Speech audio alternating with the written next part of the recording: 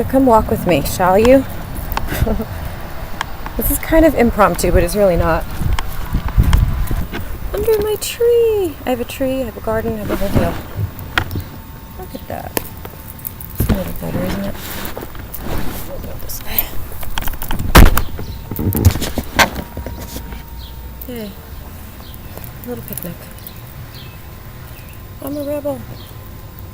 Okay, so hi. My name is McKee. It's been a long time. It has been a long time since I've done a video, and I've had some really good reasons. And so rather than deal with all of those reasons right now, we're just going to get to the business, shall we? On June 19th, I'm releasing my second, my second book of the Stellar Trilogy. Book 2 is called Awake, and I am so crazy, nutty, excited about it, I can't even begin. I need a moment. I'm really excited about it. I'm having a very fabulous, what I'm calling a liberation fete for the release of Book 2 Awake. And first, I'd like to invite you. If you're in the Philadelphia tri-state area on June 19th, I'm having a fabulous swing dig, and I'm calling it a liberation fete, and it will be at my dear friend Chef Michael Scipione's Sano Loft, which is fabulous, and free-flowing, fabulous food. Chef Mike is inviting all his chef friends to come in, so it's going to be a real explosion of wonderful food, which I love. And then also we're having some fabulous libations, so there'll be free-flowing drinks, signature drinks there as well. Your swag bag, delicious. Everybody's getting a free book, the whole deal. Picture signing. I'm doing a reading of Book 2 and everything. So it's going to be a good time. So if you're in the Philadelphia tri-state area, please, if you can, click on the Eventbrite and come through and celebrate with me. I would love to see your gorgeous face. It'll be so worth your while. It also contributes to the E. Stephen Collins Memorial Scholarship in conjunction with my friend Izzy Ike's Black Music Month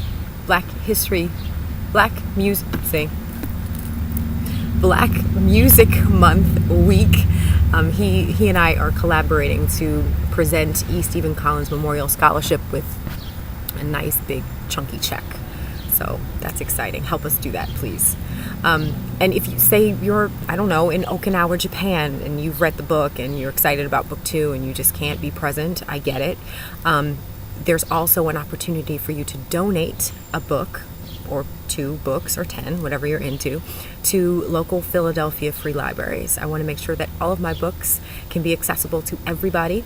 So my plan is over the course of the summer to donate Book 1 and Book 2 to all of the free libraries in Philadelphia, and you can help me do that.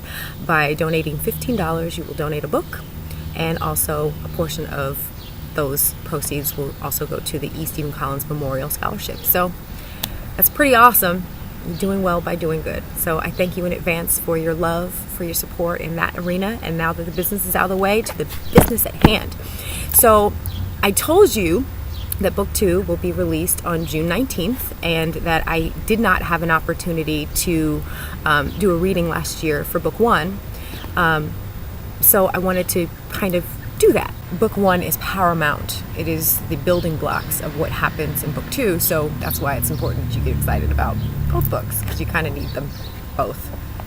Okay, so with that being said, what I wanted to do, and what I'm going to do in this video as a setup, is I want to, for the next couple weeks and leading up to June 19th with the release of Book 2, I'm going to read little snippets every day, pieces about Book 1, just so you can get all like, Andy, I need to get this book. And by the way, this is what the Stellar Trilogy looks like. It looks like this.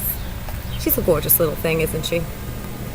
And she's plain like this on purpose. And when you meet me or you come see me, you can ask me why I did the cover like this. And it's available on Amazon and Barnes & Noble and all of where books are sold, and do that. And you can read along with me for the month if you so like. So let's get us started, shall we?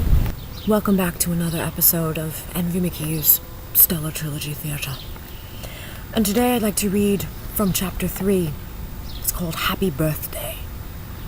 I remember when the candle shop burned down. Everyone stood around singing, Happy Birthday. was by Stephen Wright. Right there. There are no pictures in this book, so stop doing that. Right now, stop it. Okay. It was Kai's 11th birthday. It was a very cold winter day. The air was thick and opaque as though a storm was brewing. Kai's mother had a particularly smug expression on her face for most of the morning. She, ironically, looked possessed as she stuffed all of Kai's simple belongings in a big green trash bag. At exactly 2:22 p.m. that afternoon, they packed Kai and her trash bag in their car and headed off. They decidedly left their other children with relatives and hadn't bothered to tell Kai where they were going. Kai was visibly sad. Both of her parents were visibly anxious. After a few hours of driving in murky silence, Kai couldn't contain her words. "Where am I going?" Kai asked. Her face was plain, but her words were not. "You're going to stay with your Aunt Myra," her mother said flatly. "Who is Aunt Myra? I didn't know I had an aunt named Myra. Whose sister is she? Yours, Mom?" Her mother frowned. "She's neither of our sister. She's just a nice lady we know from when your father was growing up. She's great with children like you, with issues." Kai coughed through her disbelief. Her head became hot instantly. "You're sending me away to live with some stranger because you think I have issues? That's rich." Her sarcasm lay in the air like a venom cloud. "Who are you talking to, girl? That mouth is one of your biggest issues. The truth is your father and I aren't right to raise you.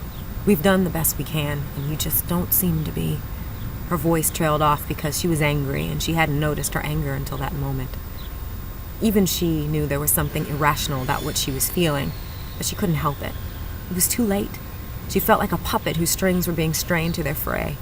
She knew that if she didn't get rid of Kai, something fundamental in her would snap. She had no reason for what she felt, so she made something up. "You have no respect, no discipline, and at the rate you're going, you're likely to end up in jail, dead, or pregnant at 16 if we don't get you some help. Aunt Myra will set you straight, we hope. And if she doesn't, well then that's just your cross to bear, isn't it?" Kai's mom was practically out of her skin when she spoke. Her voice reeked with loathing and fear. It was as painful for her to speak as it was for Kai to hear. Kai was quiet. She was staring at the backs of her parents' heads with a ball of disgust stuck at the top of her throat, threatening to choke her. She was stewing, but also in a state of panic. She didn't want to be dumped at some stranger's doorstep. Her family was all she knew, even if she thought them cruel. In spite of herself, Kai was really just a child. She sobbed quietly in her hands for a few minutes until the sting of her pending reality softened some. "What did I ever do to make you hate me so much? I'm just a kid." Caught by surprise, her mother nearly choked on her laugh. "Just a kid? Now that's rich. You've never, ever, in the entire time I've known you, since you were born, been just a kid. You've always been weird. You've always made me feel like you got the devil in you. Your father and I rightly thought you were possessed by a demon or something when you were little. You just might be. But that don't even matter now, girl. If you are possessed by something, Aunt Myra will exorcise it right out of you. Mark my words." Kai sat back in her seat hard and folded her arms. She shook her head, trying with all her might to make the drive in her mother's words make the slightest bit of sense. It didn't. The things her mom said simply weren't true. Her mother interrupted her thoughts with another verbal jab. "You know what else, Kai? You are a disruption to our family. You just don't belong. You're lucky Aunt Myra has agreed to care for you until you're old enough to care for yourself. That is a blessing, because if not for her, I don't know where we'd have to send you." Kai's head was so hot it hurt. She just couldn't wrap her mind around anything that was happening. It was her birthday. Instead of cake and singing happy birthday with the little ones, she was on a rickety road to nowhere with two people who couldn't know her any less. "Why can't you just love me for who I am instead of expecting I should be something else? I came from you. Shouldn't that mean something to you? Shouldn't you love me anyway?" Kai said, almost pleading. A knot formed simultaneously in the throats of both parents. Kai's words affected them so powerfully. Kai's father had a hard time keeping the car in control. His knuckles turned pale. He was holding the steering wheel so hard. While he spent the car ride looking through the rear view at Kai or at his wife or at the road, he said nothing the entire trip. He didn't know what could be said. He sniffled in the tears welling in his eyes. Kai's mother was not nearly as sentimental. She was more concerned with saving face. She had to let Kai know that she was being sent away because something is wrong with her, not wrong with them. They were okay. She was the one who was possessed. This was an important distinction for Kai's mother because her ego wouldn't stand for any noteworthy smears in her character. It was a tricky denial dance, but Kai's mother had rhythm. This dance was easy. A child always yearns for a mother's love. If the child isn't lovable, it's not the mother's fault, but the child's. "You aren't capable of loving anyone but yourself," she said, half smirking. The words slinked out of her face like a silk snake. When they reached Kai's ears, a burning began under her skin. It started at her toes and worked its way up her legs, her seat, her spine, and then through the top of her head. Her forehead began to itch and burn like a fire would spill out of it. The feeling was overwhelming. She rubbed her palms across her face, and the glimmer in her eyes began to darken. She felt blunt and red. She was about to say something, but a glimmer of light in her peripheral caught her attention. She saw a face. It was entangled in light and light bubbles that sparkled and bobbed as they moved about in the seat next to her. An effervescent hand put its pointer finger to its mouth, telling Kai in essence to be still. In that moment, the fire that was taking over her body and mind began to cool. She felt wrapped in a blanket of love, peace, and contentment. Her mother's final words to her stopped mattering. The road became a blur until Kai's eyes closed and she was able to sleep for the rest of the hours-long car ride. It was dark once they arrived. There weren't many lights, so pulling up to that old plot of land in that nondescript part of that nondescript town was like driving up on a horror film. Kai's eyes opened slowly. All she could see through the haze of the fogged-up window next to her was garbled trees and dead grass. The somber sight made her heart sink under her stomach. A light came on in the distance. As they drove up the long driveway, a woman's silhouette appeared on the porch. Kai lifted her head and tried squinting to get a better look at what she was being dumped into. It wasn't until she relaxed her gaze that she saw it. It looked like black smoke, but it wasn't smoke. It was like black wind wrapping around the woman on the porch. The wind came to rest on the woman's shoulders and then disappeared. Kai didn't bother to say anything. Her parents didn't bother to do much but open Kai's door so she can get out and pull out the green trash bag with all of her belongings in it. She walked slowly in front of her parents toward the porch. The closer they got to it, the more intimidating the silhouette in front of them. Aunt Myra was clearly tall, but Kai still couldn't see her face. She started to walk faster so she could see who or what she'd be living with. When she got close enough to the porch to make out the woman's face, she was surprised. Instead of some scary monster, she found a woman who looked exactly like an Aunt Myra. Aunt Myra was older, but she wouldn't be considered elderly. She had thick, wavy salt and pepper hair that she wore in a tight bun on the top of her head. Her eyes were so dark they almost looked black against the backdrop of her very pale yellow skin. Her lips were pursed in some variation of a scowl. "It took y'all long enough. I was expecting y'all hours ago," she said, tapping her foot in such a way that the porch shook. "Apologies, Aunt Myra. We headed out late. This is Kai. We don't have much time for pleasantries. We have to get back on the road so we can pick up the other kids before morning." This was the first time Kai's father spoke the whole trip. Aunt Myra looked sternly at him with her lips pursed. She waved him off as she looked down at Kai. "So, you the one possessed by the devil, is you?" "It depends on who you ask, I suppose," Kai said. Her instincts were screaming that this line of questioning wasn't safe for her. "I asking you, youngin'. You possessed by the devil, girl?"